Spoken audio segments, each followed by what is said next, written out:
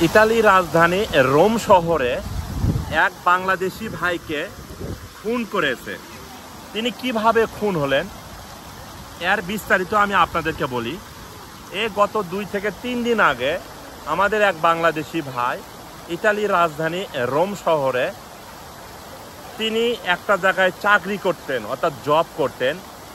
ওই চাকরি করা অবস্থায় ডিউটি শেষ করে যখন তিনি বাসায় ফিরতেছিলেন, প্রায় ওই সময় রাত 1টা থেকে 2টা বাজে, মরক্কিয়ান প্রবাসীরা এদেশে বেশিরভাগ ক্ষেত্রে কিন্তু তারা ছিনতাই, চুরি, ডাকাতি, খুন, গুমের সঙ্গে জড়িত। তা এই মরক্কো প্রবাসী ছিনতাইকারীদের হাতে আমাদের ওই বাংলাদেশি ভাই খুন হয়েছেন। তিনি যখন ডিউটি শেষ করে রাত 1টা থেকে 2টার সময় বাসায় ফিরতেছিলেন, মরক্কো ছিনতাইকারীরা তাকে রাস্তায় অবরোধ করে তার কাছে টাকা পয়সা বা যাবতীয় যে জিনিসপাতি তার কাছে ছিল সেগুলো তারা নেওয়ার চেষ্টা করে। ওই সময় আমাদের ওই বাংলাদেশি ভাই তার মোবাইল, তার মানি ব্যাগ, তার টাকা পয়সা দিতে যখন না স্বীকার করে, তখন ওই মরক্কো প্রবাসী ছিনতাইকারীরা তার বুকে বা তার শরীরে ছুরি দিয়ে আঘাত করে বা চাকু দিয়ে আঘাত করে। আঘাত করার পরে তিনি ঘটনাস্থলে পড়ে যায় এবং মেডিকেল নিতে নিতে তিনি মারা যায়। আমি আপনাদেরকে একটা কথা বলি, যারা ইতালিতে নতুন আসতেছেন বা নতুন আসার জন্য আগ্রহ, মরক্কো নামে একটা দেশ আছে, মুসলিম কান্ট্রি, ওটা আফ্রিকা মহাদেশের দেশ, নাম হলো মরক্কো, আরবিয়ান ভাষায় বলা হয় মাগরিবি। মিশর, আরবিয়ান ভাষায় বলা হয় মাসরি। তারপরে হলো আপনার এই সিরিয়া। এই দেশের মানুষগুলো তারা কিন্তু প্রায়ই মুসলিম।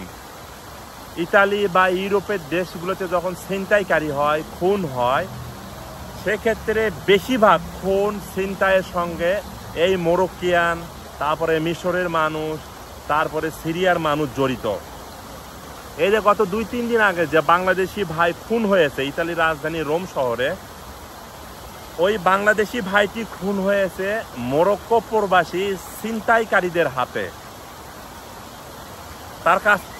তার কাছ থেকে মানি ব্যাগ, টাকা পয়সা বা মোবাইল নেওয়ার চেষ্টা করেছিল।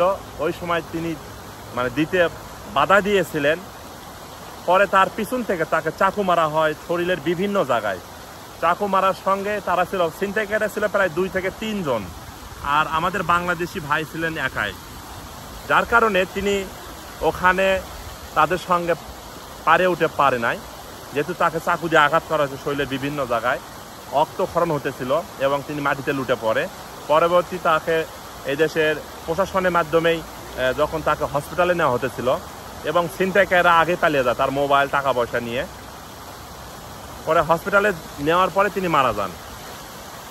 আমি কেন এই কথাগুলো আপনাদেরকে বলতেছি, ইতালিতে এইরকম এখন ছিনতাইকারী রহরহ ছিনতাইয়ের ঘটনা ঘটে।